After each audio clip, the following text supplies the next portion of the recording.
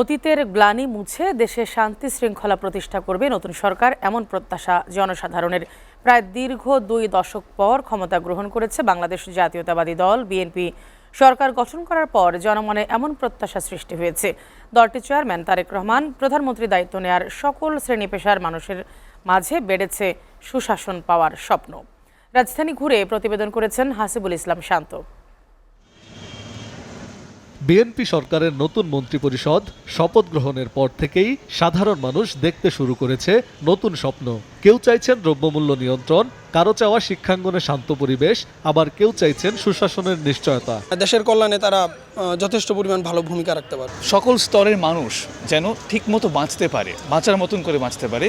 বেশিরভাগ মানুষই নিত্যপণ্যের দাম চান হাতের মুঠোয়। সিন্ডিকেট ভাঙতে, বাজার ব্যবস্থাপনায় কঠোর নজরদারি চান তারা।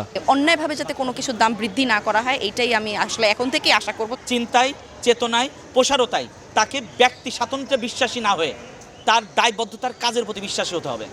শিক্ষার্থীদের দাবি ক্যাম্পাসে নিরাপদ ও সহনশীল পরিবেশ। তাদের চাওয়া সরকার শিক্ষা খাতে সংস্কার, অবকাঠামো উন্নয়ন ও সন্ত্রাসমুক্ত পরিবেশ নিশ্চিত করবে।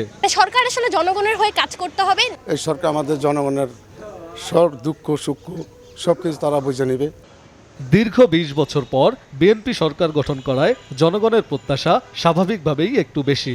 নতুন প্রধানমন্ত্রী যদি অংশগ্রহণমূলক ও স্বচ্ছ শাসন ব্যবস্থা নিশ্চিত করতে পারেন, তাহলে দেশের রাজনৈতিক সংস্কৃতিতে ইতিবাচক পরিবর্তন আসবে।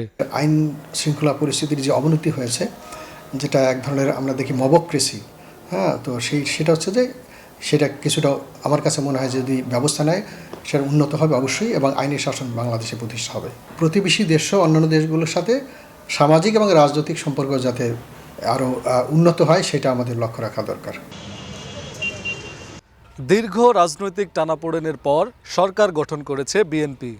নতুন নেতৃত্ব জনগণের কতটুকু আশা প্রত্যাশা পূরণ করতে পারে সেটি এখন দেখার বিষয়। রাজধানীর বিভিন্ন এলাকা ঘুরে হাসিবুল ইসলাম শান্ত, SATV, ঢাকা।